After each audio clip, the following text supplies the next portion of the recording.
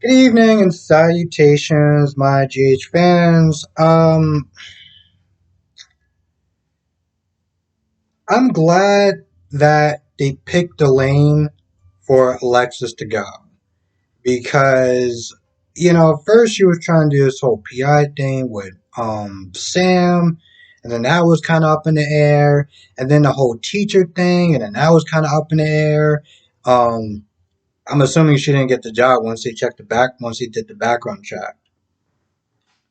Then Sean comes over and Sean's like, all right, you want to sit there and work at the paper. I need somebody to kind of oversee stuff and, to make sure that, it's going to be whatever stuff that we're going to be sitting there covering is going to be handled with the utmost care and respect. So Alexis, she flounders around and she thinks about it and she's unsure about this and she's unsure about that. And I'm just like, all right, it's been like a couple of days now. She doesn't have a law license. How is she paying for like? Yeah, I know I'm putting way too much thought into it, but towards the end, she agrees to actually, work at the paper and stuff like that. And Sam is like, it's a good idea, and I'm just like, all right, so we're gonna like make a decision soon, or are we just gonna sit there and keep floundering around for a little bit? Um, yeah, she made a decision. I'm not laughing about that, but I've been deciding if I should sit there and post this conversation that I had with Nancy, the actress that plays Alexis. And I'm not gonna really sit there and give too much away. But I decided, what, let's just post it. Let's just see what happens. So I'm gonna post something on the community tab if anyone's interested in reading it. As far as the quick little conversation that I had with her. Um, I'm not even gonna actually say anything. I'm just gonna post it and see what everyone else thinks about it. I'm just not even gonna spoil it. Not gonna do it. It was interesting. It was definitely something.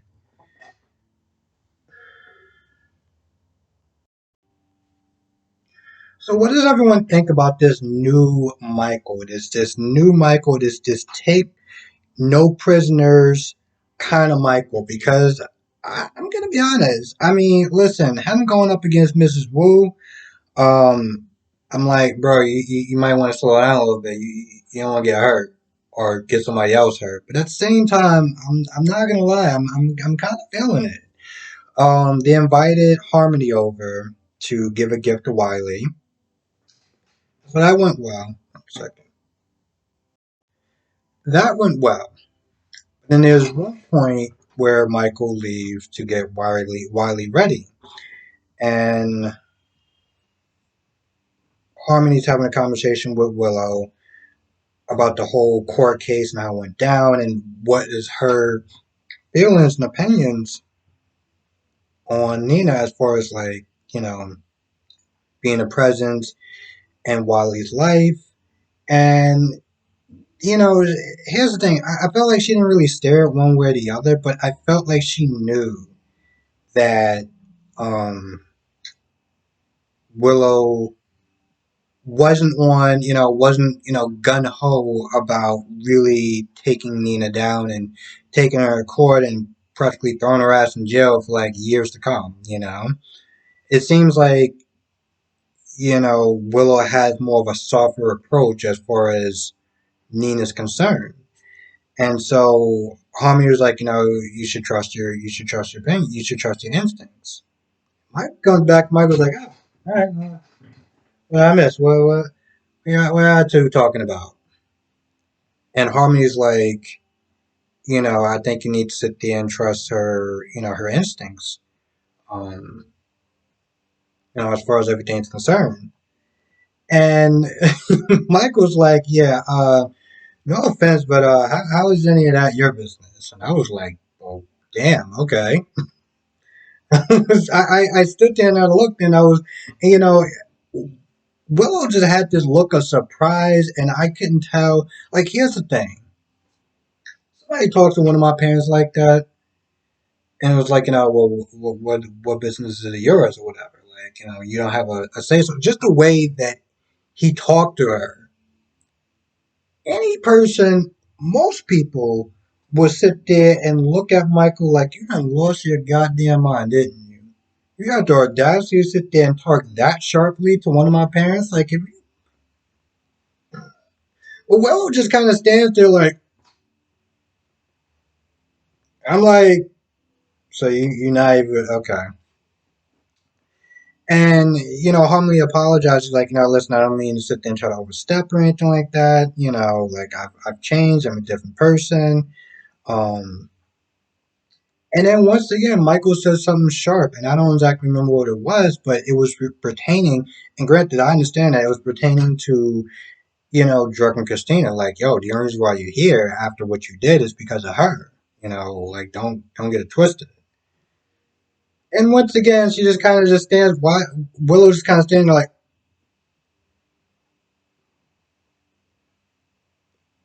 So she leaves, and I'm just kind of standing there looking at this whole thing like, um, so you really just not gonna sit there and check him, right? You're not gonna check him on the way he talked to your mom, like you. You're cool with that? Okay, all right. Wow. So Hannah and Felicia are talking about Maxie and her odd behavior of, Maxie not seeming really that concerned. Like she's just like, oh well, I just have faith and everything's gonna work out. Like, I'll get the baby back in about a year, so like, no big deal. So they're a little kind of concerned about that.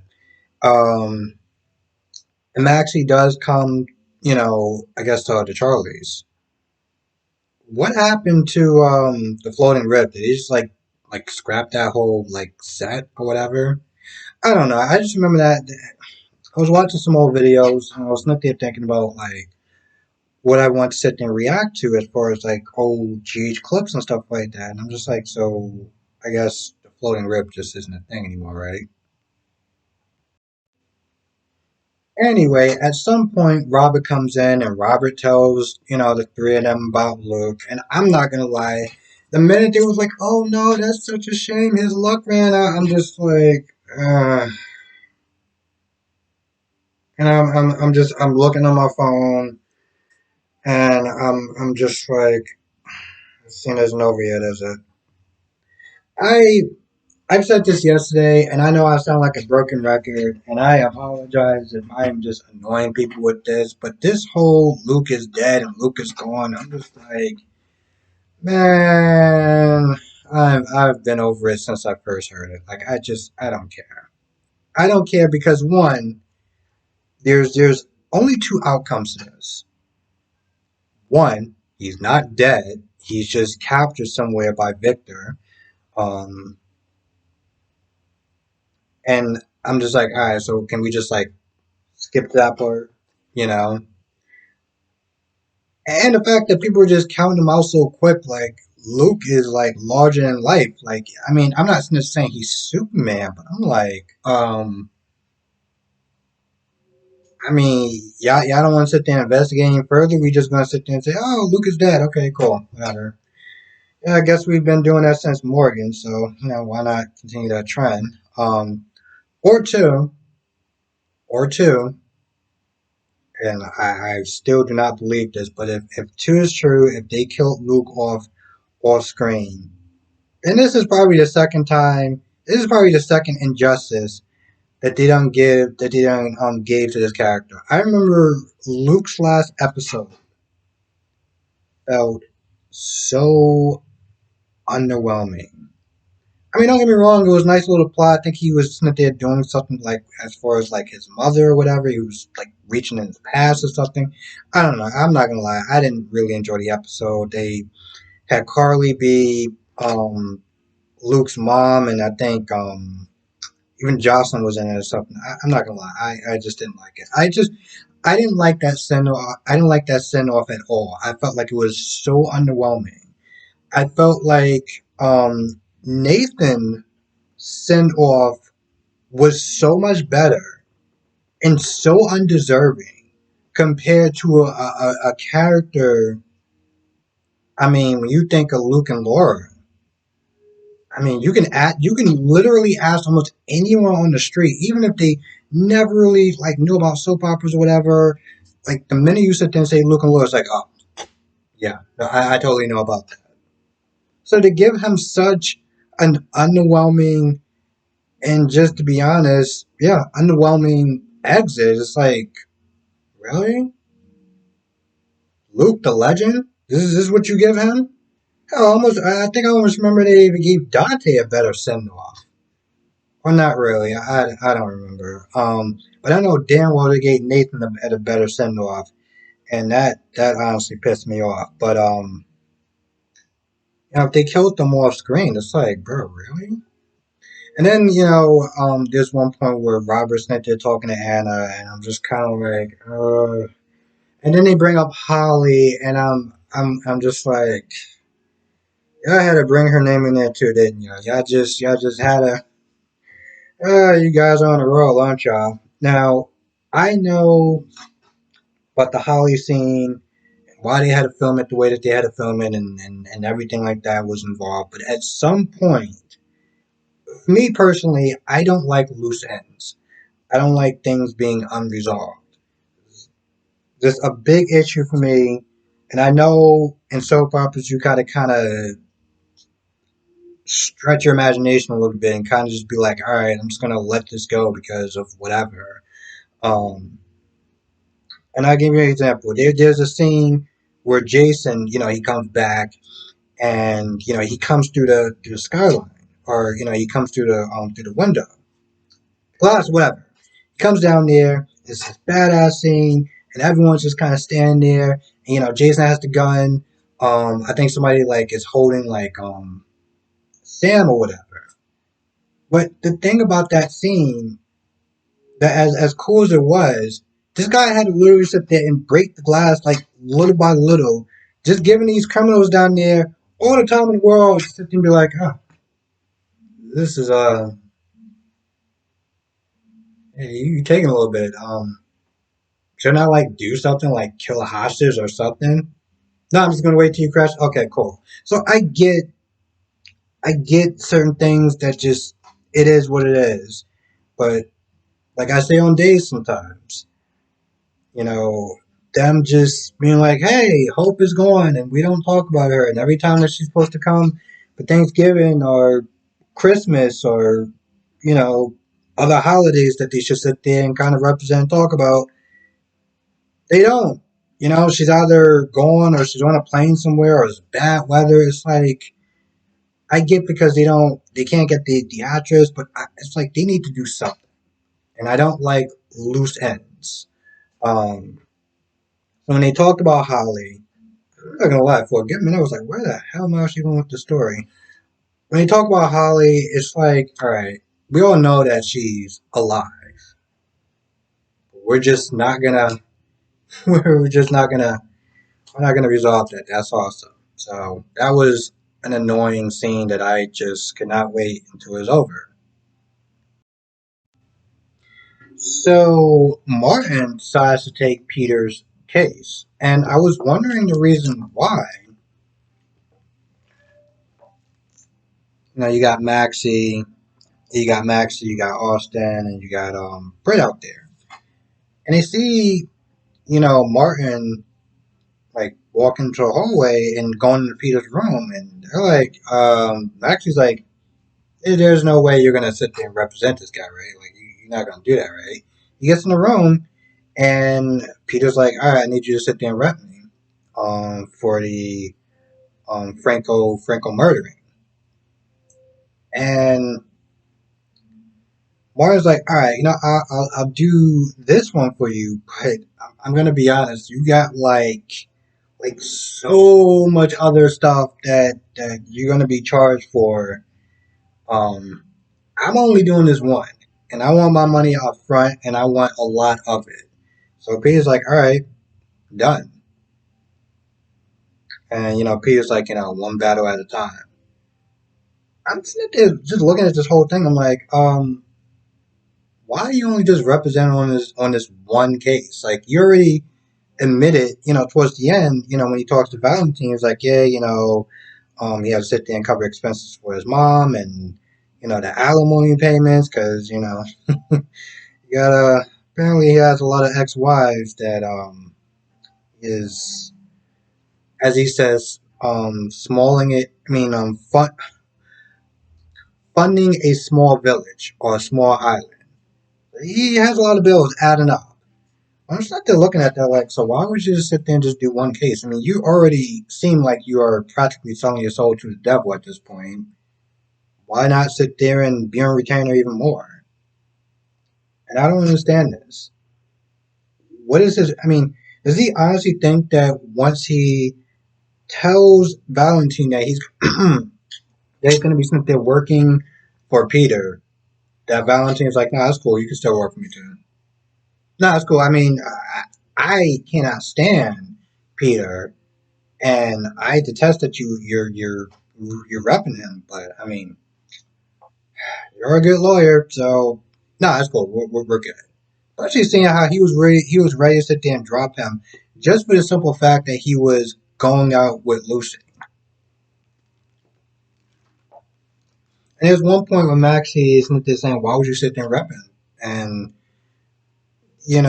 Martin's like, "Yo, it's business." You know, like yeah, I get that you helped me with the whole Lucy thing, but that was pleasure. This is business. This is next day.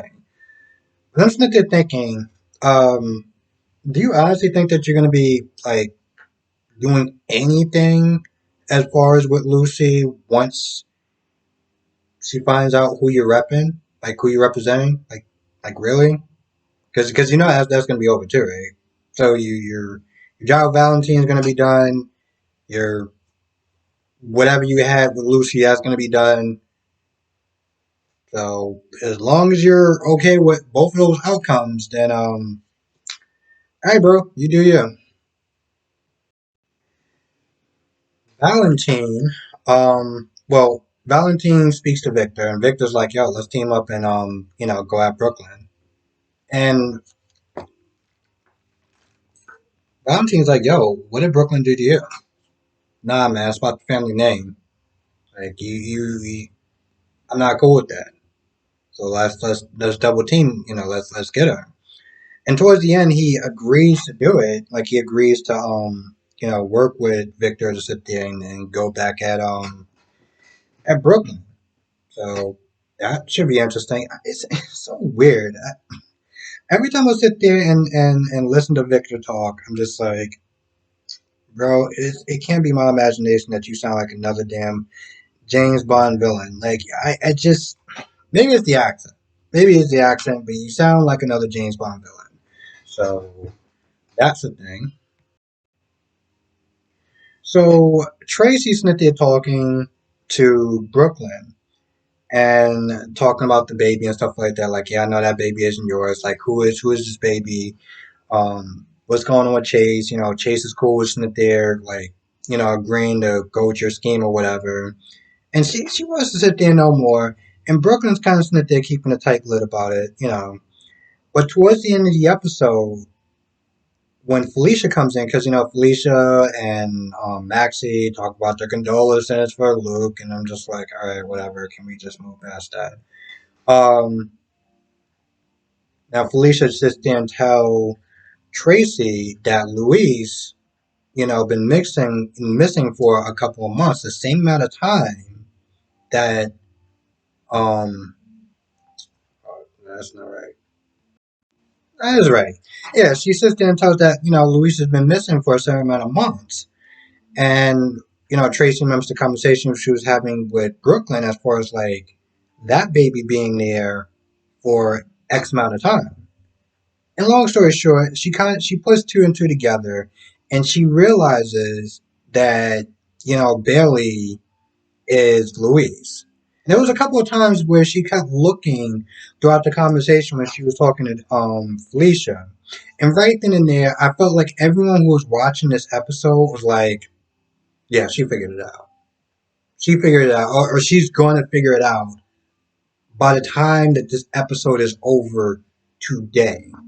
Like I just knew it. I just felt like it wasn't even one of those things where it's like, All right, we're gonna have to sit there and wait a week before Tracy. No, no. Um, so the question is, what is she gonna do about it now that she knows? Um, Peter also talked to Britt because Britt wanted to get in there after Austin was like, I don't think this is a good idea. You're not gonna really, nothing good's gonna come from it. Also, and I don't want you to sit there and kill him. Not because I don't want him dead, but I don't want you in jail. So Britt goes in there and talks to Peter. They exchange a couple of words. Peter sits there and tries to get under her skin by talking about Jason. Britt tries to get under Peter's skin by talking about, Louise. So they kind of go back and forth. And towards the end, Britt does feel a little bit better that she confronted Peter. And, Austin agrees to be her wingman, as far as like getting back out into the dating world or whatever. Um, and not just, being just so caught up with grief and stuff. And I feel like it's one of those things where it's like, it makes sense to some extent when you sit there and think about it. I mean, they weren't in this full blown relationship for like years, like they only, they weren't together for that long. And nothing was ever official. But I guess with feelings, it doesn't matter if you're, you know, with somebody for 6 months or you're with somebody for 6 years. Feelings are feelings, and you're gonna feel how you feel about someone. So, I know a lot of people have been snitching saying, "Well, I don't understand why she's so like caught up with Jason and stuff like that. Like, it's not like they were together for a while." I was like, "No, that's feelings." On top of that, there's also a bit of grief, so it's just a lot of emotions that's just kind of mixed up with her. But this whole like getting back out into the dating world and stuff like that, I'm like, I don't know if this is like ABC's way of or Disney way of saying, hey, listen, you guys going, we gotta sit there and find a way to like kind of speed this whole thing up along, speed it up a little bit.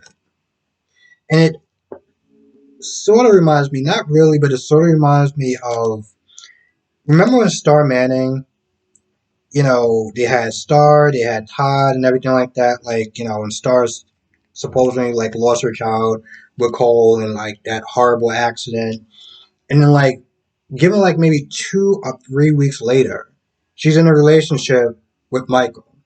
And I remember people sitting there complaining because for a while she was really in grief, and I'm like, this is normal. This makes sense.